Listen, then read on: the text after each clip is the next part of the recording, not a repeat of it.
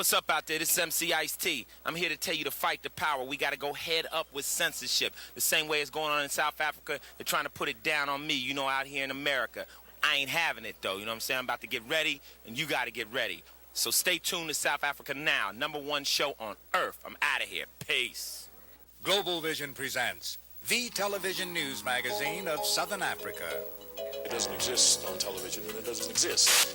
I would actually appeal to the world that information is there and can be found. Because it is important that people know what is happening.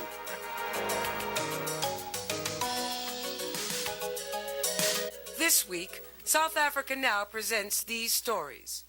Red faces or a red plot. As new ANC government talks take place, the South African police are caught red-handed in a deceptive tale of a communist takeover plot. We'll have the details and the footage. Because the peace process has many enemies, and some of them are right around de Klerk himself. They feed him on a diet of the most ghastly lies and distortions about our party. Hit squads still in the news, as Pretoria disbands a notorious unit accused of murdering government opponents. We'll show you how state terror squads worked. It was done by giving them knockout drops and then shooting them at close range, eventually burning them on the corpses on logs and old motorcar tires. And in our culture section, an encore profile of Peter Magubane, South Africa's photographer par excellence. His images are everywhere. My camera is #1. I sleep, eat, drink my camera. But I know I am oppressed. I'm an oppressed cameraman. All of these stories and more on South Africa Now. But first, the uncensored news with Fana, Kekana and Mweli Mzizi. Dumelang. Welcome to a new 13-week season of South Africa Now, which is now seen throughout the United States, the Caribbean, Southern Africa, and in Japan. As you will see, each week we offer news not available elsewhere with background reports and cultural features. Topping the news are the latest diplomatic moves toward a peaceful solution of the conflict in South Africa. Phillip Tomlinson has been monitoring the situation in our newsroom. The African National Congress and the South African government held the first round of their talks about talks on Monday, August 6th. The session, in which both parties fielded smaller negotiating teams, reviewed what progress had been made since the last discussions in early May. The ANC announced it would suspend its armed struggle immediately, a response to the government's decision to release hundreds of political prisoners and grant amnesty to some of the 20,000 exiles wanting to return home. One significant development: Communist Party and ANC leader Joe Slovo, who South African President de Klerk reportedly wished to exclude from the talks, was part of the ANC delegation once again. These new talks were almost derailed when the South African government dramatically announced a few weeks ago that Slovo's South African Communist Party was plotting an armed insurrection. A leader of the party, Maharaj, and scores of its members were detained. The story grabbed international headlines when it was reported that Slovo was personally part of what was being pictured as a secret conspiracy. But then the story of the plot unraveled. This rally, the launching of the party's first political activity in 40 years, drew a large crowd. The New York Times said 30,000, but South African television put it at 80,000. Slovo told the crowd that his passport proved he wasn't even inside South Africa when the alleged meeting took place, and he cautioned the press to be more responsible. We hope that the press will measure up to its responsibilities and not swallow every bit of muck which is thrown in its direction by the security establishment. Nelson Mandela denounced the police for planting the story of the plot. To suggest, as some are doing these days, that these outstanding sons and daughters of our people harbor ideas of unilateral military actions against the peace process is an insult manufactured by the enemies of democracy. Writing in the Daily Mail, veteran South African journalist Allister Sparks, seen here conducting South Africa Now's interview with Mandela last spring, was especially critical of the credibility reporters gave the phony revelations. He wrote in part, "Seldom have I seen such unprofessional conduct on the part of some of our newspapers as the way they allowed themselves to be used as willing channels for the spreading of unsubstantiated supposition as fact." While the media was being criticized in South Africa, American black journalists were meeting in Los Angeles, where U.S. media coverage of South Africa was discussed. I think the main thing is the way American journalists cover South Africa. That has to do with not simplifying it as a tribal conflict when black people are in conflict with other people whose skin happens to be black, but understanding the political dynamics. For South Africa Now, this is Phillip Tomlinson reporting. The political alliance between the Communist Party and the ANC is not well understood overseas. In fact, photos of Nelson Mandela and Joe Slovo have been used to red bait the ANC and try to discredit it with Western supporters unfamiliar with the history of the anti-apartheid struggle. Nadja Smith has our report. In a world in which communist parties are on the decline, the South African Communist Party is resurgent as it launched its legal activities at a mass rally where it reaffirmed its alliance with the ANC. Nelson Mandela, who has made it clear he is not a communist, supports South Africans' rights to belong to any political party they choose, even a Marxist one. As a parliament of the people of our country, the ANC has defended and will continue to defend the right of any South African to adhere to the Marxist ideology, if that is their wish. Labour leader Jay Naidoo of the million-member COSATU Labour Federation is also part of an alliance with the Communist Party, many of whose leaders come from union ranks. At the rally, Naidoo articulated some of the Communist Party's goals. The minority regime has no mandate from the overwhelming majority of people in our country. We want an interim government now. We want a constituent assembly now. Comrades, we are saying we want homes, proper homes, not the matchbox ghettos where we are coming from. The history of this alliance goes back into the 50s, when the Communists were the only South African party which was interracial and which supported the ANC. Both groups were outlawed and both denounced as part of a Soviet-backed so-called total assault against the apartheid state. Slovo, who says he worked for the ANC on its terms, not the other way around as government propaganda alleged, became a member of the ANC's leadership and for a time headed its military wing. He told us about this history when we spoke to him in Lusaka last March. I think we do occupy as a party a unique place in this alliance, and we do so for reasons which are the very opposite of what people normally allege. It's precisely because we have respected the independence and integrity of our allies and worked within its ranks in such a way as to ensure that no democratic process is undermined, that we have won the respect of these people, including Mandela. The Communist Party's appeal in South Africa seems to have two pillars. First, it has been backing the anti-apartheid fight consistently since the 1920s. Second, it has been calling for a fundamental transformation of the economy and redistribution of wealth, as well as an end to racism. A call that resonates especially among workers in a society where the contrasts between white wealth and black poverty are very stark. For South Africa Now, this is Nadja Smith reporting. The Frontline States have been making headline news in Southern Africa this week. Frontline Focus is a regular segment that features news from the Frontline States of Southern Africa. Here with our report is Joseph Diescho. I'm Joseph Diescho with Frontline Focus. First, a startling report from Namibia, where a plot to overthrow the government of the world's newest nation was uncovered last week by the newspaper The Namibian. The newspaper obtained a top-secret document from one of the conspirators who had defected to the Namibian security forces. We spoke with Gwen Lister, editor of the paper, to find out more about the plot.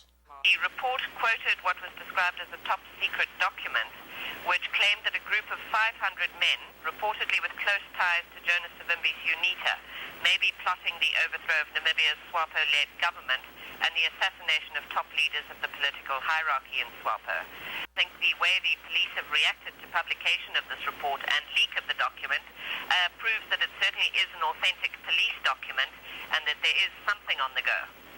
Since the telephone conversation, the offices of the Namibian were firebombed Sunday, August 5th.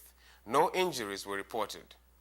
In other frontline news, a new round of peace talks between the Frelimo government and Renamo has been scheduled while the government has announced its willingness to have multi-party participation in the next elections. Meanwhile, Mozambican refugees continue to flood neighboring Zimbabwe. South Africa Now's Linda Mvusi visited one of the refugee camps along the border where 42,000 displaced persons now live. She filed this report.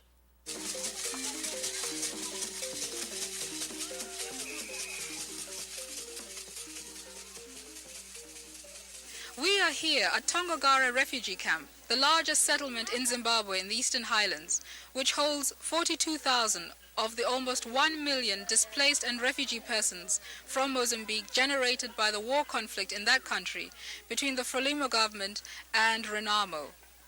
Since liberation from Portuguese colonial rule in 1975, Mozambique has been devastated by the South African-backed Mozambique National Resistance Movement, Renamo, whose policy of maiming, terrorizing innocent civilians has resulted in 6 million people uprooted from their homes and land. These people would leave their country just to run away from a situation without even knowing where they are going. And they cross the borders, they could go anywhere. Mr. Miribidi is Zimbabwe's Commissioner of Refugees, responsible for the 5 Mozambican refugee camps in Zimbabwe that are testimony to the continued solidarity in military aid and humanitarian support to Mozambique. Part of International Refugee Day activities to highlight the plight and needs of refugees included a tour of Tongogara refugee camp. Visitors were shown facilities and services existing at the camp. Although provided, clean water and firewood are in short supply. Men and women work vegetable fields to supplement the staple maize meal diet delivered by donor agencies. Some of the peculiar problems of children born and raised in refugee camps are addressed in this special agricultural project. And children in a normal village situation play certain roles, like herding cattle, looking after goats, looking after chickens. So children in the refugee camp were never exposed to those kinds of things. So we then had to come up with this project so that they could be exposed to the real life situation in a village. Educational resources are stretched by the overwhelming number of children. A classroom consists of about 50. They are not adequate to accommodate all the school children. That's why we introduced hot sitting. They have 3 sessions a day. A small clinic provides basic health care.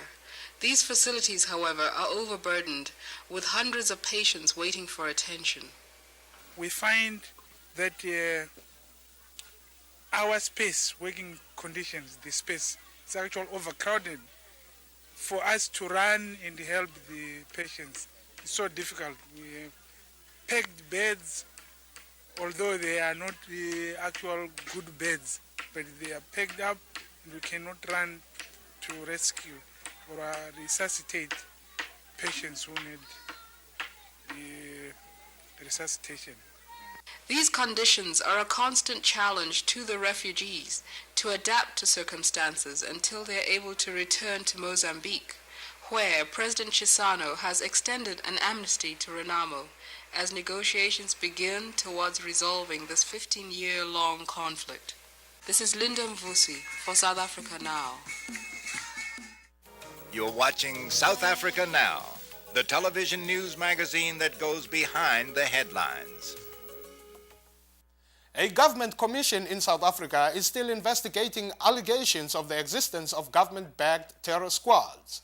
In early August, it was announced that the so-called Civil Cooperation Bureau, a secret military outfit, would be dissolved, promoting the speculation that the move was intended to preempt possible prosecutions. South Africa Now has investigated the hit squad story in the past in an interview with former police captain Dirk Coetzee, who says the squad's mission was to kill in the name of apartheid. Here's part of that interview. Now, this we've done by, poisoning them. It was done by giving them knockout drops and then shooting them at close range, eventually burning them on the corpses on logs and old motorcar tires to ashes. And in the one case of Mr. Griffith Mnenge, a lawyer from Durban, an ex-Robben Island convict, he was stabbed to death to make the murder look like a robbery. His scar was then, taken away and to a place on the border between South Africa and Swaziland, with a specific spot which was known to the security force as a regular crossing point of freedom fighters coming in and out of the country, to put the blame, to make it look and put the blame onto the African National Congress. Now, Mr. Mnenge, the murderer I'm speaking about now, for instance, was stabbed more than 40 times. His throat was slit and his ears cut off. According to Coetzee, he and his fellow agents used weapons resembling those out of a spy movie. This pistol was eventually built into a briefcase with a silencer on, with the result that you walk up to a guy's door with this briefcase in your hand, lift it up under your armpit, and then pull an extension of the trigger under the suitcase, and it just gives a soft sound, and all the empty shells fall into the briefcase, and you turn around and you walk away. And he insists that government officials were aware of these activities. I mean, you must accept that even if President F.W. de Klerk or the Minister of Defense, General Magnus Malang, or Minister Adrian Vlok, the Minister of Law and Order, had knowledge of it, how can they admit it now? It will bring the whole government to a fall. Another case in point, ANC lawyer Albie Sachs. He survived horror, losing an arm and sustaining internal injuries when his car was blown up by sophisticated explosives wired to the ignition. And we knew all along it was either South African military or South African police. And of course now the facts are coming out, the names are being named, the structures are being revealed. And I think what's extremely encouraging is that it's coming not just from the outside, but from inside the structures themselves. But the most controversial allegations surround the deaths of SWAPO lawyer Anton Lubowski and anti-apartheid activist David Webster, mowed down with automatic weapons outside their homes. Protesters were in the thousands at Lubowski's funeral, and services for Webster turned into an anti-apartheid demonstration. With the Webster case, I said from the start, it's either police or a military intelligence job. If Webster was, he was working, I believe, on hit squads, and if he was close on revealing some information that would have caused an embarrassment to the South African police and the South African government, it would have been a security police operation that killed him. If he was also working on the so-called Renamo movement in Mozambique, supported by the South African Defence Force over the years, if he was close on revealing information on that would have embarrassed the South African Defence Force, it would have been a South African a military intelligence operation. Communist Party leader and ANC member Joe Slovo was himself declared public enemy #1. by the South African government.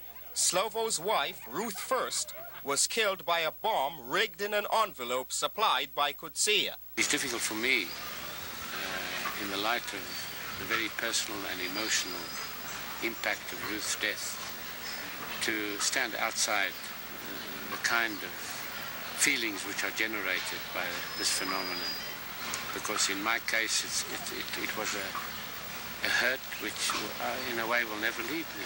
But just why did Dirk Coetzee, traditional symbol of white South African domination, come forward? After these operations, I had to live with my conscience all these years. And I decided that this was just the right time to sort of get everything off my conscience and speak out about it. So I decided to approach the ANC, tell my story, and let be what be. Nelson Mandela, Free at Last, a South Africa Now PBS special, is available on home video for $14.95. Please send check or money order to Post Office Box 1907, Canal Street Station, New York, New York, 10013. You're watching South Africa Now. Coming up next, our culture segment, featuring the best music, film, drama, and artistic expression from Southern Africa. When Nelson Mandela traveled through the United States in late June, one man who was always at his side was Peter Makubane, a prize-winning photojournalist who has faced imprisonment for his commitment to getting the story out.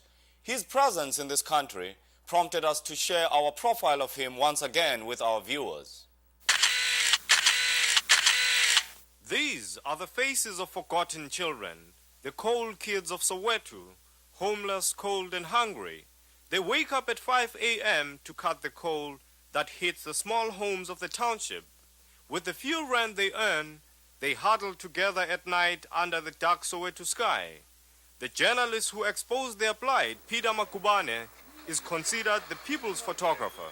I have been dealing with child labor for a long time, since the 50s, mostly child farm labor. But this time I decided, no, let me look into our own backyards as to what's going on. And I found that there were children working as coal sellers. And the bosses being black, I said to myself, how can we allow a situation like this to go on? And these boys carry the coal into the customers' houses. You know, or sometimes you have 2, 3 small boys going along, all by themselves, because we simply forget that these are children. We just give them a pat on the back. We say, "Oh, my child, you're strong. You're carrying such a big bag of coal, and you pay for it." I would never buy coal from a child. South Africa's Children's Act prohibits child labor, but this law never protects black kids. Children's rights advocate Michael Yap explains how Makubane's pictures reveal the otherwise hidden culture of South Africa's street kids. We know that a lot of the kids go to bed hungry the whole time. We know that kids who don't have homes in which to sleep are constantly tired, because what they do is they sleep when they get opportunities. The moment it rains, they're awake. The moment there's a suspicious sound on the block or on the street, they're awake. We know that they often revert to drugs, and you can understand that as well. I think some of these photographs look at children sniffing glue. It's possible they will be paid nothing at all by the person who's employing them to shovel coal. The kids bond together, form a family, and manage to survive. These photos have special meaning for Jabu Ngwenya. He was one of the coal boys. Yeah, I was one of those children at the age of 10. Peter is talented. He has it's a rare skill which other people have. Other people can learn and go to school and whatever they have, and then being professional in what they do. But Peter really does it from the bottom of his heart. Whatever he brings across, he brings as part of that community. He brings the real feeling, the reflection of those people or that community, wherever he's coming. Makubane's lens focused on children for years. Anthologized in books, his work won international acclaim in 1976 when he captured the drama and violence of the Soweto student uprising. Some white photographers with reservations, didn't want to come out clear. Well, one, it was terrifying because you knew that your chances of survival were very minimal. You know, they very much didn't like the press, especially the photographers. They didn't like the photographers. It was only in Alexander Township where my nose was fractured, you know, through a shot of a baton shot. You know, this captain just swung his baton on my face, and I dropped to the ground. But that wasn't that much hurting. The thing that hurt me most was pulling out of the film, exposing my film to light. You know, I was hurt more than I was hurt on my face, because I knew that I could not get the shots that I had exposed to light, but I could get my nose fixed. Detained and beaten many times by police, restricted for 5 years, Makubane refuses to lay down his most potent weapon, his camera. The camera can be very powerful. You know, you can change governments' mentalities. I don't take pictures because I'm a politician. I take pictures because I'm an artist and I'm a journalist. That comes first. You see, my camera is number one. I sleep, eat, drink my camera. But I know I am oppressed. I'm an oppressed cameraman. That's our program for this week. South Africa now is struggling for financial survival, and we thank the Forward Foundation, Singer Bunny Rate, and our many viewers for their generous and needed support. If you're interested in any of the issues we cover, send a self-addressed stamped envelope to South Africa Now, P.O. Box 1907, Canal Street Station, New York, New York 10013. South Africa Now is produced by Global Vision on a non-profit basis in association with the Africa Fund, a tax-exempt organization providing assistance and relief to victims of apartheid. We also want to thank Beat Magazine for their support. And we want to take this time to wish Carolyn Craven a speedy recovery from an illness and hope she'll be back with us soon. We leave you now with another look at the photos of Peter Makubane. For all of us at South Africa Now, I'm Fana Kekana. See you next week. Transcripts of this program are available for $4. South Africa Now is also available on video cassette for just $29.95. To order transcripts or cassettes, or for more information, write to South Africa Now, in care of Journal Graphics Incorporated, 267 Broadway, New York, New York, 10007. To order by credit card, call 212-227-READ. Viewers are also invited to leave a comment about the show. Video cassettes of previous shows are also available.